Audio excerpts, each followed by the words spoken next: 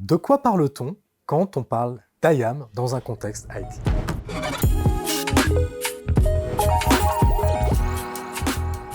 IAM, c'est l'acronyme pour Identity Application Manager. C'est une combinaison de processus qui servent à identifier, authentifier, contrôler les accès, contrôler les privilèges, donc les comptes administratifs, et assurer, garantir la traçabilité des événements sur ce système.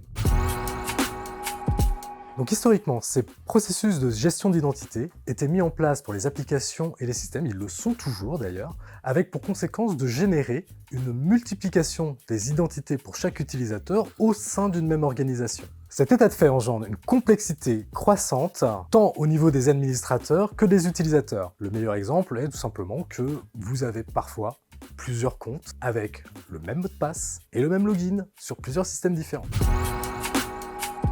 Donc pour simplifier l'exploitation, les éditeurs ont permis finalement l'interconnexion de processus IAM provenant de plusieurs systèmes différents et en ont centralisé la gestion chez leurs clients. Et c'est donc dans ce contexte que nous avons commencé à voir apparaître des notions comme le SSO, les annuaires d'entreprise et les fédérations d'annuaires. L'objectif de ces différents systèmes étant de permettre des authentifications croisées entre différents systèmes internes ou externes pour identifier, authentifier et permettre l'accès aux utilisateurs.